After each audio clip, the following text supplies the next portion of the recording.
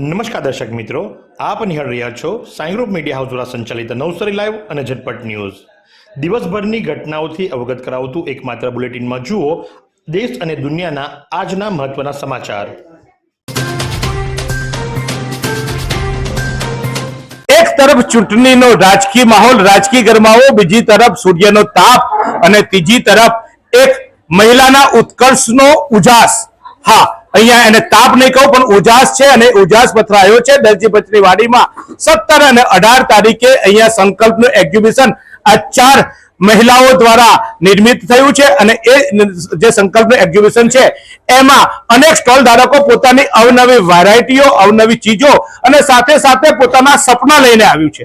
તો ચોક્કસ આપણે જઈએ સંકલ્પમાં. હા, હવે લગ્ન સિઝનો પણ આવવાની અને વેકેશન પણ આવવાનું. વેકેશનમાં ફરવા જવાનું, મજા કરવાની, પણ એના પહેલા સંકલ્પના એક્ઝિબિશનમાં આવીને કરવાની ખરીદી.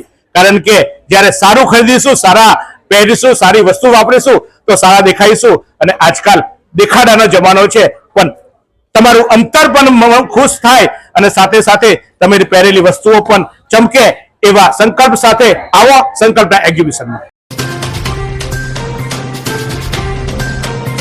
પોલીસ ચૂંટણી કાર્યક્રમમાં વ્યસ્ત લાગી રહી છે અને માટે ચોરાટોને ફાવટ આવી ગઈ છે. સતત ચોરીના ગુનાઓ જે ખરા નવસારી શહેરી વિસ્તારની અંદર બનવા પામી રહ્યા છે. હવે તો હદ થઈ ગઈ છે કે નવસારી શહેરી વિસ્તારના સૌથી વ્યસ્ત ગણાતા પાછળની વિસ્તારની અંદર રાત્રિના સમયે મુખ્ય માર્ગ પરથી એક સ્કૂટરની ચોરી થઈ છે. ન્યૂ ઇન્ડિયા બિસ્કિટ બેકરી પાસે પાર્ક કરેલી બર્ગમેન ગાડી કે જેનો નંબર છે GJ21DB 1329 ને અજાણ્યા શખ્સ આસાનીથી ચોરી કરી અને ત્યાંથી લઈ ગયા છે અને જેના તમામ દ્રશ્યો સીસીટીવી કેમેરામાં કેદ થાય છે. વિડીયો જોઈ શકાય છે કે ચોર કોઈ પણ પ્રકારનો ડર વગર મુખ્ય માર્ગ પર આવે છે. 2 વ્યક્તિઓ એક બાઇક પર આવે છે, એનામાંથી એક વ્યક્તિ ઉતરે છે અને બર્ગમેન ગાડીનું બરાબર સ્ટીરિંગ તોડી અને ત્યાંથી લઈને ચાલ્યા જાય છે. એટલે કે પોલીસ પેટ્રોલિંગની ઉપર સવાલ ઉઠવા પામ્યા છે કે શું પોલીસનો ડર હવે ચોરોને રહ્યો નથી. અને એ જ પ્રમાણે તમે જોઈ શકો છો કે આખી ઘટના જે ખરી સીસીટીવી કેમેરામાં કેદ થઈ છે. મુખ્ય માર્ગની ઉપરથી આટલી સરળતાથી કોઈ ચોરી કરીને વાહન ચોરીને લઈ જાય છે અને પોલીસ સૂતી રહી જાય છે. ડાંગના તેજસ્વી યુવા કલાકાર પ્રતિક ખુરકટિયાએ રાષ્ટ્રીય સ્તરે ગૌરવ મેળવ્યું છે. ટાટા ટ્રસ્ટ નેશનલ એવોર્ડથી સન્માનિત થયા. આહવાના યુવા કલાકાર પ્રતિક ખુરકટિયાએ પેઇન્ટિંગ ક્ષેત્રે રાષ્ટ્રીય સ્તરે ડંકો વગાડ્યો છે. પ્રતિકને તેની શ્રેષ્ઠ કળા માટે પ્રતિષ્ઠિત Tata trust Bennett national award એનાયત કરવામાં આવ્યો છે. ખેરગામ સેવા સદનના પૂર્વ અને ઉમરગામના મામલતદાર સ્વર્ગસ્થ દલપતભાઈ બ્રાહ્મણ કાછના અકાળ અવસાનના સમાચારથી કેબિનેટ મંત્રી અને ગણદેવીના ધારાસભ્ય નરેશ પટેલે ગુરુવારે શ્રદ્ધાંજલિ આપતા કહ્યું હતું કે હૃદય ખૂબ જ વ્યથિત થયું છે અને તેમના કાર્યકાળ દરમિયાન તેમણે નિષ્ઠા અને સમર્પણ ભાવથી જનસેવામાં નોંધપાત્ર યોગદાન આપ્યું હતું, જે હંમેશા સ્મરણોમાં રહેશે. સદગતના નિવાસસ્થાને બેસણામાં હાજરી આપી પરિવારજનોને સાંત્વના પાઠવી હતી. પરમાત્મા એમના પવિત્ર આત્માને ચિર શાંતિ અર્પે અને પરિવારજનોને આ દુઃખ સહન કરવાની શક્તિ આપે એવી પ્રાર્થના સાથે શ્રદ્ધાંજલિ આપી હતી. ચીખલી તાલુકામાંથી પસાર થતી ખરેરા નદીમાં આમધરા, મોગરાવાડી અને પીપલગભાણ ગામના કેટલાક વિસ્તારમાં પાણી સુકાઈ જતા આ વિસ્તારના ખેડૂતોએ હાલાકી વેઠવી અને એની નોબત આવી ચૂકી છે. નદી સુકાતા બોર કૂવાના પાણીના સ્તર પણ નીચે જઈ રહ્યા છે. આ વિસ્તારમાં સુરણ, કંદ, હળદર સહિતના પાકોની મોટા પાયે ખેતી કરતા ખેડૂતો છે. બાગાયતી પાકોમાં કેળાનું ઉત્પાદન મોટા પાયે થાય છે અને હાલે આ પાકોની રોપણીની સિઝન હોય તેવામાં જ નદી સૂકી ભટ્ટ બનતા ખેડૂતોને મોટી સમસ્યા સર્જાઈ રહી છે. અને જેને લઈ ચીખલી તાલુકામાંથી પસાર થતી ખરેરા નદી આમધરા, મોગરાવાડી વિસ્તારમાં પાણી સુકાઈ જતા સૂકી ભટ્ટ બનતા ભર ઉનાળે ખેડૂતોને મુશ્કેલી સર્જાવા પામી છે. ત્યારે તંત્ર દ્વારા નહેર મારફતે પાણી ઠાલવવામાં આવે તેવી લોક માંગ ઉઠવા પામી છે. બહેજ ગામે રૂપા ભવાની મંદિરે મંત્રીએ ઉમેદવાર અને કાર્યકર્તાઓને માર્ગદર્શન આપ્યું. ખેરગામ તાલુકાના બહેજ ગામે માં રૂપા ભવાની મંદિરના પવિત્ર સાનિધ્યમાં ગણદેવીના ધારાસભ્ય નરેશભાઈ પટેલે ભારતીય જનતા પાર્ટીના કાર્યકર્તાઓ અને ગ્રામજનો સાથે ગુરુવારની રાત્રિએ આત્મીય બેઠક યોજી 26/4ની સ્થાનિક સ્વરાજ્યની ચૂંટણીમાં ભાજપના ઉમેદવારને ભવ્ય બહુમતીથી વિજય અપાવવા માર્ગદર્શન આપી અનુરોધ કર્યો હતો.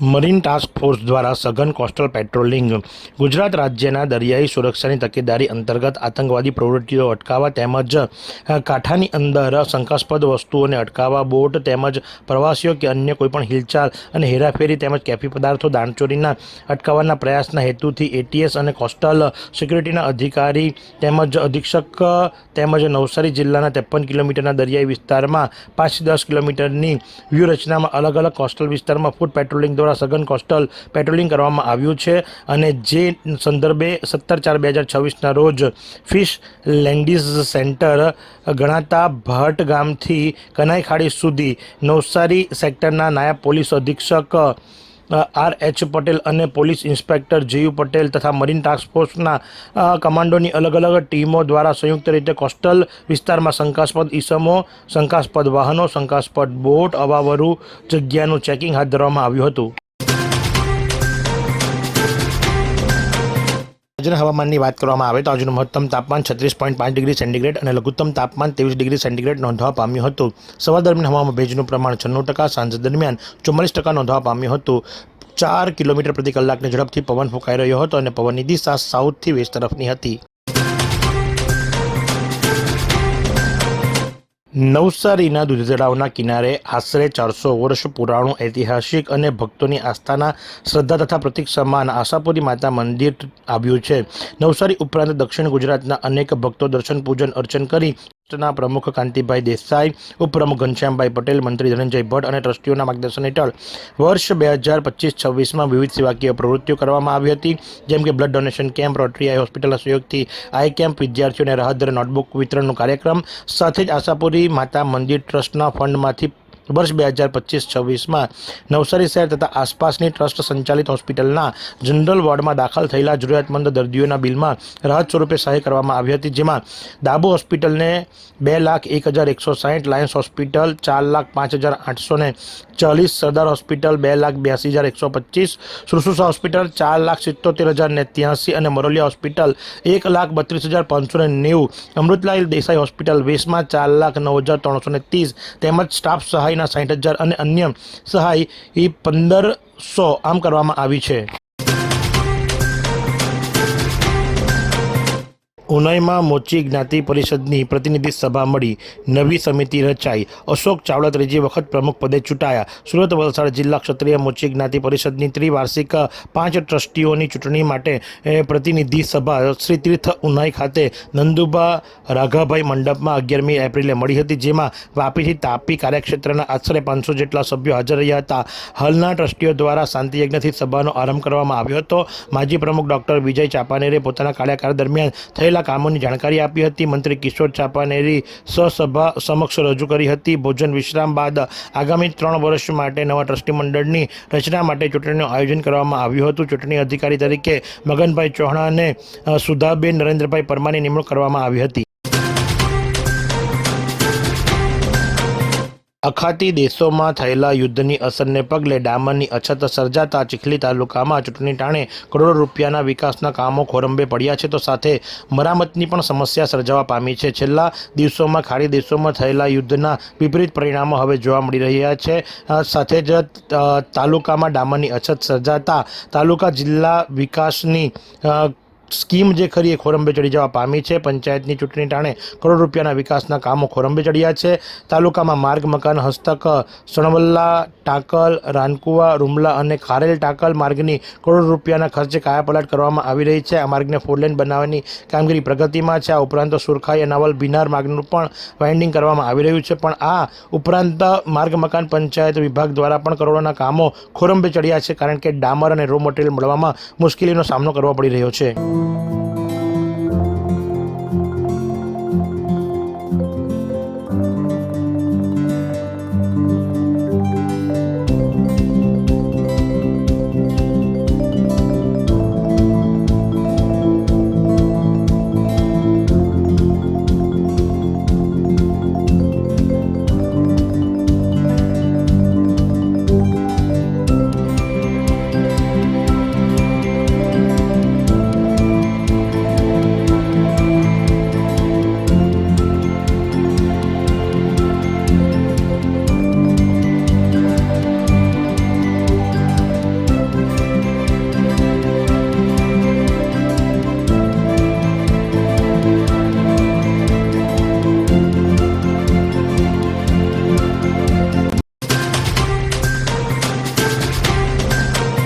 જૂની અદાવતમાં નવસારીમાં ચાલ્યા ચપ્પુઓ, યુવાનને મારવામાં આવ્યા 3 ઘા.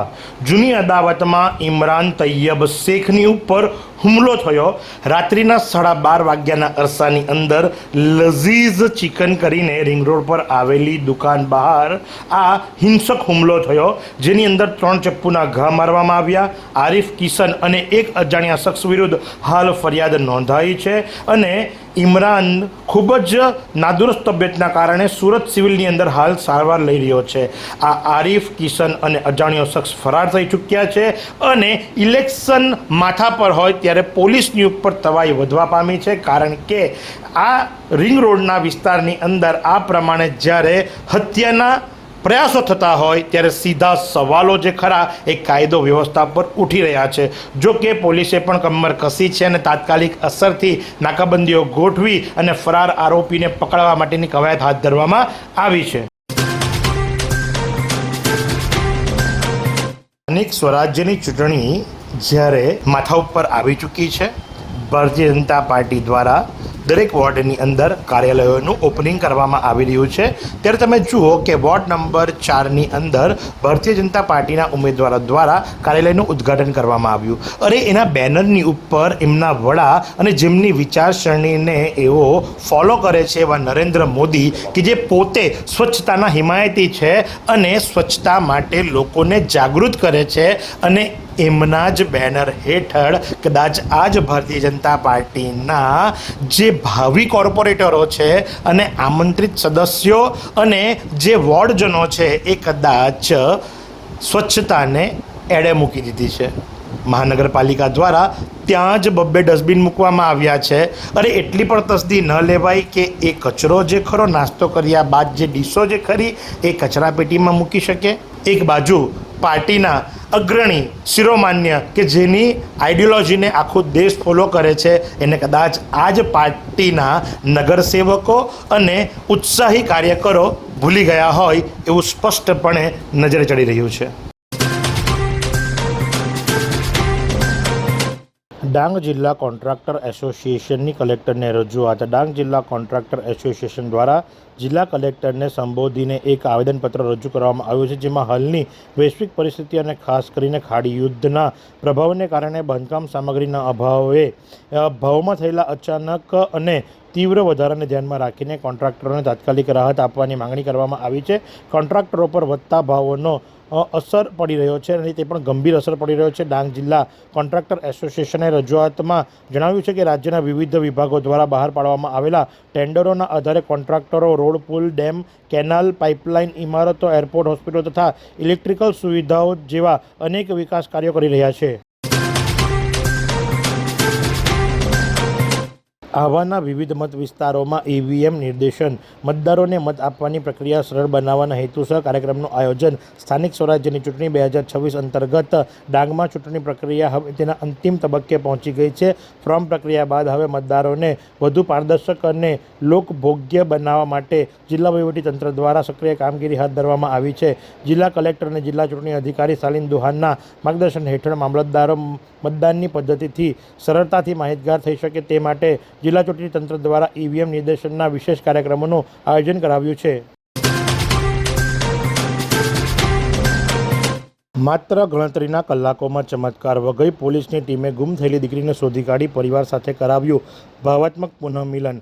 ડાંગ જિલ્લા પોલીસ વડાના આદર્શ અને નિર્દેશ હેઠળ મિલાપ ઓપરેશન શરૂ કરવામાં આવ્યું છે, જે સંદર્ભે વઘઈ પોલીસ મથકના પીઆઈના નેતૃત્વમાં ટીમ બનાવી ટેકનિકલ અને હ્યુમન સોર્સિસની મદદથી ઝડપભેર તપાસ હાથ ધરવામાં આવી. પરિણામે થોડા જ કલાકોમાં દીકરીને સુરક્ષિત રીતે શોધી કાઢવામાં આવી અને હાલમાં વઘઈ પોલીસ સ્ટેશનની ટીમ દ્વારા દીકરીનું સંવેદનશીલ રીતે કાઉન્સેલિંગ કરી તેના પરિવાર સાથે પુનઃ મિલન મુલાકાત કરવામાં આવ્યું. આ માનવતાભર્યા પ્રયાસ બદલ પરિવારજનોએ વઘઈ પોલીસ ટીમનો હૃદયપૂર્વક આભાર માન્યો છે. એવી કઈ હોસ્પિટલ છે જ્યાં કેન્સર માટે સર્જરીની સેવા હોય, કીમોથેરાપીની સારવાર હોય, રેડિયેશનની સારવાર હોય, પીટી સીટી સ્કેન હોય, કેન્સરની પેથોલોજી હોય, મેમોગ્રાફી હોય, એટલે કે બધું જ. હા, બધી જ સારવાર એક જ હોસ્પિટલમાં હોય. તે છે નવસારી નિરાલી કેન્સર હોસ્પિટલ.